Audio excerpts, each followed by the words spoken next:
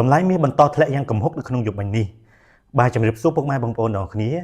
ថ្ងៃនេះដែរខ្ញុំមកធ្វើវីដេអូដើម្បីធ្វើការអាប់ដេតនៅតម្លៃមាសក៏ដូចជាតម្លៃប្រាក់នៅព្រឹកថ្ងៃទី21ខែមិនិនាឆ្នាំ2026អញ្ចឹងទេបើសិនជាបងប្អូនចូលចិត្តវីដេអូបែបនេះក៏ដូចជាចង់តាមដាននៅតម្លៃមាសក៏ដូចជាតម្លៃប្រាក់ជារៀងរាល់ថ្ងៃបងប្អូនអាចធ្វើការ Subscribe YouTube Channel របស់ខ្ញុំពីព្រោះថាខ្ញុំនឹងមកធ្វើវីដេអូដើម្បីធ្វើការអាប់ដេតនៅតម្លៃមាសក៏ដូចជាតម្លៃប្រាក់ជារៀងរាល់ថ្ងៃតែម្ដងបាទអញ្ចឹងទេនៅក្នុងយប់មិញនេះតម្លៃមាសនៅតែបន្តធ្វើការធ្លាក់ចុះយ៉ាងគំហុកហើយតម្លៃចុងក្រោយដែលខ្ញុំបានចូលទៅមើលនៅក្នុងព្រឹកនេះតម្លៃមាសបានបិទនៅក្នុងតម្លៃ$4,496ក្នុង1អោនឬបើសិនជាគិតជាតម្លឹងហ្នឹងគឺស្មើនឹង$5,416ក្នុង1តម្លឹងឬស្មើនឹង$541ក្នុង1ជីផងដែរបាទ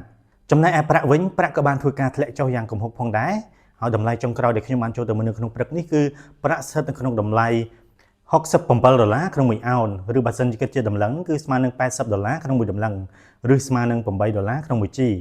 ហើយបើសិនជាគិតជាគីឡូក្រាមគឺស្មើនឹង$2,152ក្នុង1គីឡូក្រាមផងដែរបាទអញ្ចឹងទេនៅក្នុងចុងសប្តាហ៍សៅរ៍អាទិត្យនេះទីផ្សារមាសក៏ដូចជាទីផ្សារប្រាក់មិនបានធ្វើការបើកឲ្យទិញលក់ក៏ដូចជា trade នៅក្នុងទីផ្សារអន្តរជាតិទេអញ្ចឹងយើងចាំមើលថាតើមានព្រឹត្តិការណ៍ឬក៏ហេតុការណ៍ណាមួយដែលធ្វើឲ្យប៉ះពាល់ទៅលើតម្លៃមាសក៏ដូចជាតម្លៃប្រាក់ដែរឬទេ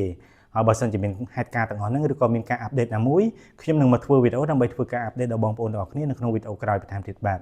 អរគុណច្រើនបងប្អូនទាំងអស់គ្នាសម្រាប់ការគាំទ្រក៏ដូចជាតាមដានវីដេអូរបស់ខ្ញុំតាំងពីដើមរហូតដល់ចប់បើសិនជាបងប្អូនគិតថាវីដេអូនេះមានប្រយោជន៍បងប្អូនអាចធ្វើការចុច like ចុច share ដើម្បីឲ្យបងប្អូនយើងផ្សេងទៀតក៏បានឃើញផងហើយបើសិនជាបងប្អូនមានមតិយោបល់យ៉ាងណាឬក៏ការយកឃើញ